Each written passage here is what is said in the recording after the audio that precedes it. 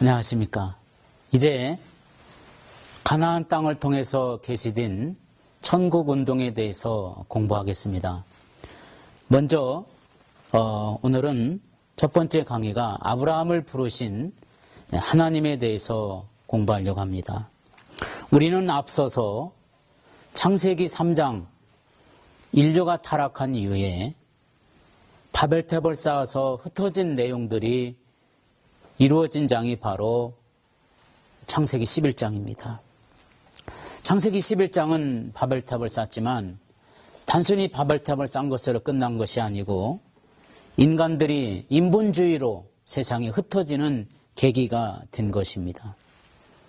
하나님은 흩어진 인본주의, 흩어진 인간 속에 하나님이 위대한 한 사람을 선택하게 되어서 하나님의 뜻대로 살아가는 사람을 하나님이 선택합니다.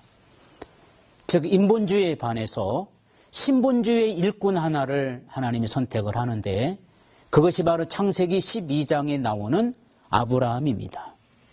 이 창세기 12장은 하나님께서 흩어진 인류를 구원해서 하나님의 나라를 얻게 하시는 일을 위해서 하나님이 한 장소를 선택하시고 그 일을 계시하시며 그리고 그 일을 이루시기 위해서 바로 아브라함이라는 사람을 선택을 하게 됩니다. 이제 여기서부터 우리는 아브라함을 중심으로 펼쳐지는 하나님 나라 운동의 역사가 진행되기 시작하는데 이 전체의 사건이 시작되고 완성되는 내용을 기록한 부분이 성경에서 창세기 12장에서 여호수아서까지에 있는 내용입니다. 우리는 창세기, 출애굽기, 레위기, 민수기, 신명기까지의 내용을 모세가 기록했다 해서 모세오경이라고 부릅니다. 그러나 이 모세오경의 결론은 바로 여호수아서에 나타나고 있으므로 본장에서는 특별히 이 부분에서는 창세기 12장으로부터 시작을 해서 여호수아서까지의 내용을 함께 공부하려고 합니다. 특별히 하나님께서 에덴 동산도 한 사람을 하나님이 창조하시고 그 사람을 통해서 인류의 역사를 시작했다가 창세기 11장에 인류는 바벨탑 사건으로 다 흩어지게 됐죠. 하나님은 다시 또 한 사람을 선택을 합니다. 그 한 사람이 바로 한 민족, 또 한 나라, 그리고 한 백성의 모습들의 조상으로 세워놓습니다. 바로 이 사람이 아브라함인데 오늘 창세기 12장부터 아브라함에 대한 내용을 우리가 공부하려고 합니다. 하나님이 인류 구원의 계획의 역사를 시작할 때 하나님이 마치 어떤 일을 사업하시는 사업가처럼 생각을 하시면 됩니다. 우리가 어떤 사업을 시작하려면 제일 먼저 사업을 할 수 있는 회사를 하나 차리고 그 회사를 어느 지역에다가 놓아야 될까? 마치 사업가가 한 가게를 만들 때 어느 땅에다가 가게를 세워놓으면 사람들에게 장사가 잘 될까 생각하게 되지 않겠습니까? 하나님도 마찬가지예요. 인류 구원의 운동, 하나님 나라 운동의 역사를 시작하려고 하나님이 지구를 딱 보니까 지구의 한 중심, 센터가 있었죠. 그것이 바로 가나안 땅입니다. 지구의 한 중심에다가 여기다가 무슨 사업을 하면 잘 되지 않겠습니까? 왜 그러냐면 센터에다가 세워놓는 사업장이나 가게는 어디서든지 올 수도 있고 또 어디로든지 나갈 수 있는 편리한 곳이기 때문에 아마 그렇게 할 것입니다. 하나님이 마치 인류 구원 계획을 위한 사업주시라면 바로 가나안 땅은 가장 아름다운 사업을 하기 가장 좋은 땅이었습니다. 그래서 우리가 지구본을 이렇게 놓고 보면 지구의 한 중심이 있습니다. 바로 이스라엘이요. 바로 성경이 나오는 가나안 땅입니다. 거기서 이제 하나님께서 좋은 장소를 하나 딱 선택을 하고서 그 장소에 하나님이 일꾼을 하나 불러야 되지 않겠습니까? 그래서 일꾼을 딱 부르죠. 그게 바로 아브라함입니다. 그리고 일꾼을 부르시고 이런 사업을 하고 이런 일을 하면 내가 너에게 이렇게 보장해 주겠다. 이런 계약이라든지 이런 얘기를 해주지 않겠습니까? 하나님은 인류 구원과 하나님 나라 운동을 위해서 이처럼 하나님이 가나안 땅을 하나 선택을 딱 해놓고 바로 아브라함이라는 사람을 하나님이 선택을 하게 됩니다. 여러분, 아브라함은, 이 사람은 어릴 때부터 집안에서 자랐는데 그 아버지가 무슨 일 하냐면 우상을 만들어서 먹고 사는 직업을 갖고 있었습니다. 하나님이 아브라함을 선택을 했는데 그 사람을 하나님 나라의 일꾼의 위대한 사람으로 쓰려고 하니까 그 집안과 그리고 그 아버지와 여러 가지 환경이 맞지 않습니다.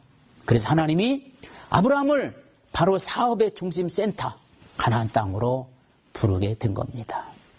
성경에는 이 가나안 땅 앞에 있는 지중해 바다가 있습니다. 지금도 이 지중해 바다는 지금도 있죠.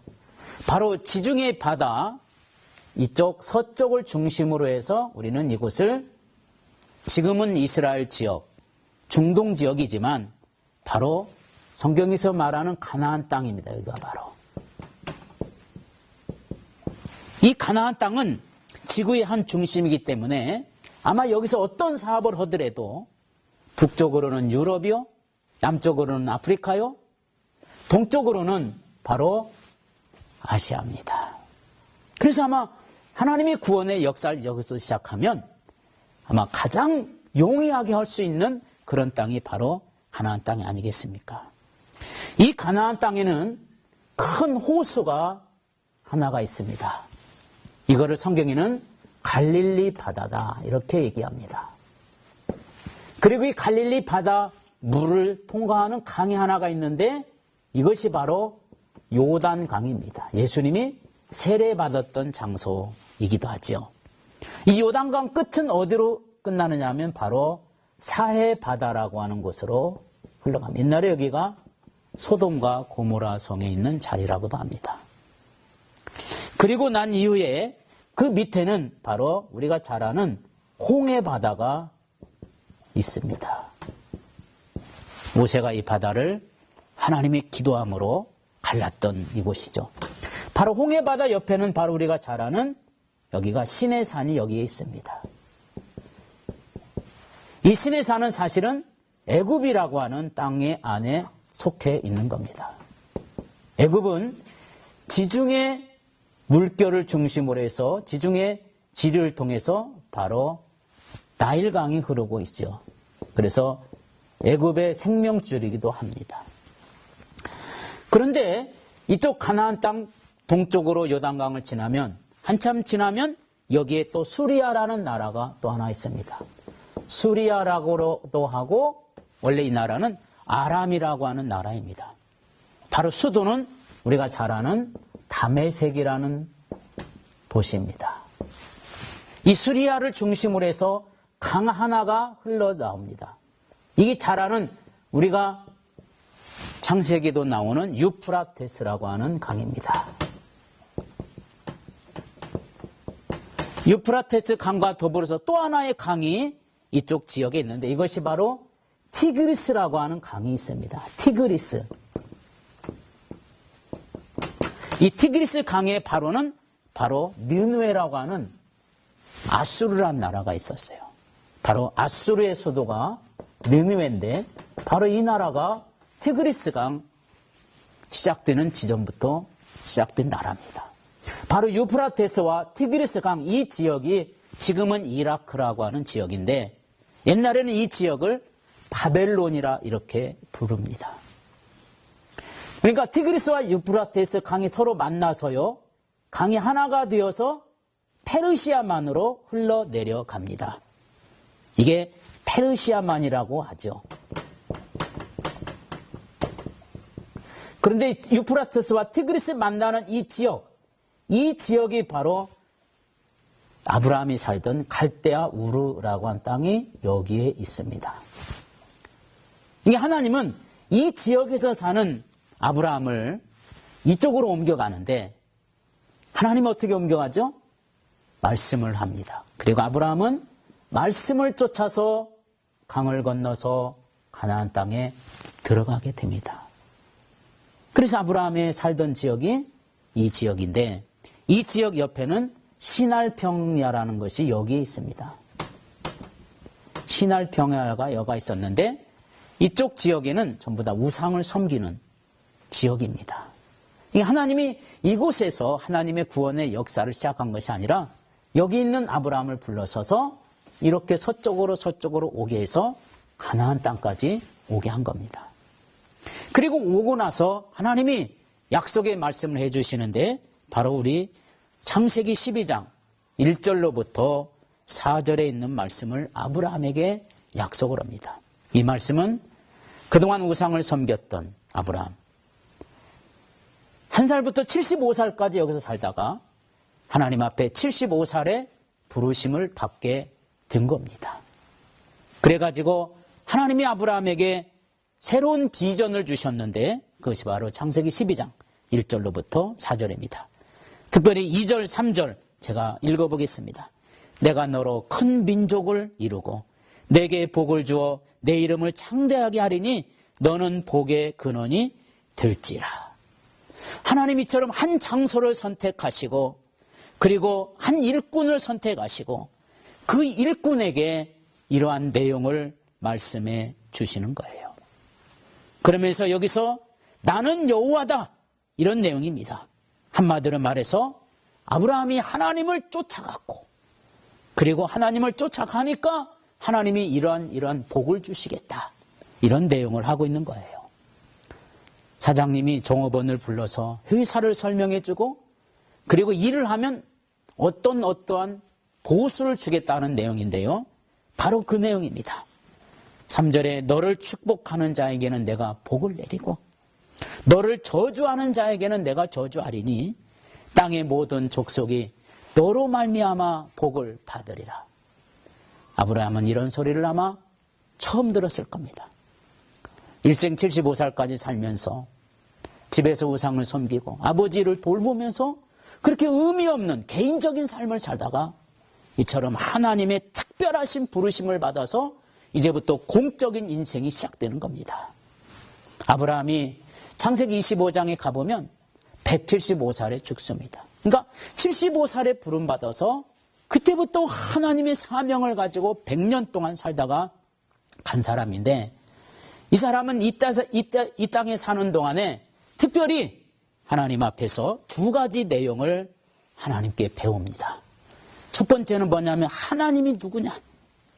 하나님 자신을 아브라함에게 계시하셨죠. 그리고 하나님에 대해서 알려줍니다. 또 하나, 하나님이 너를 통해서 내가 무슨 일을 해야 될 것이다.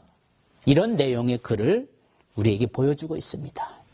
그래서 오늘 창세기 12장 1절에서 4절에 있는 이 말씀을 요약해서 우리에게 말씀해 주는 것이 있는데 이것이 바로 7절입니다. 7절에 이런 말이 있습니다.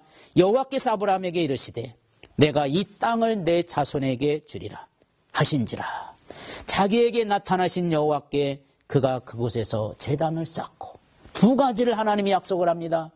이렇게 나를 따르고 나의 말을 순종하면 땅을 주고 자손을 주리라. 하나님이 이 두 가지 약속을 분명하게 해주신 것을 볼 수가 있습니다. 그래서 아브라함은 그 약속을 믿고 이제 그 가나안 땅에서 살기 시작합니다.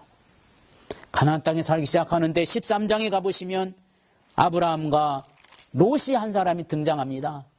원래 아브라함이 혼자 온 게 아니라 롯을 데리고 왔습니다. 롯도 아브라함을 따라왔지만 하나님이 축복하니까 아브라함이 복을 받으니까 롯도 복을 받습니다. 그런데 당사자들은 아무 문제가 없었는데 그 밑에서 일하는 하인들, 종들, 노예들이 서로 아브라함의 노예와 아브라함의 하인들과 롯의 하인들이 서로 싸우기 시작합니다. 이래서는 안 되겠다. 우리 서로 헤어지자. 그래서 롯은 이때 소돔과 고모라 성을 그쪽을 향해서 가고 아브라함은 바로 가나안 땅 중심, 잡초만 우거지고 광야의 땅으로 다시 가게 됩니다. 그래서 13장에 다시 롯과 헤어진 이후에 하나님이 다시 나타나요. 그게 바로 13장 14절 보시면 롯이 아브라함을 떠난 후에 여호와께서 아브라함에게 이르시되 너는 눈을 들어 너 있는 곳에서 북쪽과 남쪽 그리고 동쪽과 서쪽을 바라보라. 보이는 땅을 내가 너와 내 자손에게 주리니 영원히 이르리라. 내가 12장의 한 말을 내가 다시 한번 얘기하겠다, 이런 소리입니다. 하나님의 약속의 말씀이 아브라함이 그 자기 형제, 골육, 조카 떠나고 난 이후에 하나님이 다시 나타나셔서 아브라함에게 이렇게 위로의 말씀을 하시는데, 다른 게 아니라 지난번에 했던 약속, 하나님과 아브라함에게 아름다운 언약의 말씀을 또 주시는데, 여기 핵심이 뭐냐면 땅과 자손입니다. 하나님이 이처럼 아브라함에게 계속해서 이 약속을 주십니다. 14장에 가보시면 14장에는 롯이 욕심을 부려서 그런지는 몰라도 연합군의 형성이 돼서 전쟁을 하게 되면서 롯이 불행하게도 그 전쟁의 포로가 되어갔습니다. 이것을 보고 있었던 아브라함은 그래도 자기 혈육이고 자기 골육 지친이기 때문에 그냥 버릴 수가 없었죠. 그래서 집에서 가신을 길렀습니다. 쉽게 말해서 바로 가솔들 중에 318명의 가병을 길러가지고 있었는데, 이 가병을 데리고 이 아브라함이 직접 롯을 가서 구원해 옵니다. 구출해 오는데 이때 싸움이 일어나고 전쟁이 일어나고 이런 과정이 창세기 14장입니다. 그래서 14장에는 하나님의 언약이 나타나지 않습니다. 싸움이 있는 곳, 전쟁이 있는 곳, 또 우리의 교회나 우리들의 가정도 마찬가지입니다. 그럴 때는 하나님이 잠깐 침묵하는 겁니다. 버린 것이 아니라 아브라함도 그런 경험을 하게 됩니다.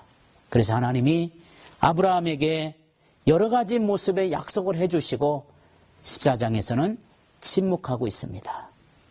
그러나 하나님은 여기서 끝나지 않습니다. 하나님은 또다시 하나님의 약속을 계속해서 상황이 바뀌고 환경이 바뀐다 할지라도 하나님의 약속만큼은 바뀌지 않습니다. 다음 시간에는 바로 하나님께서 특별히 아브라함에게 주신 언약이 있습니다.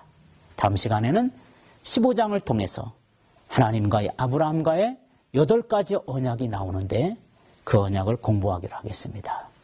감사합니다.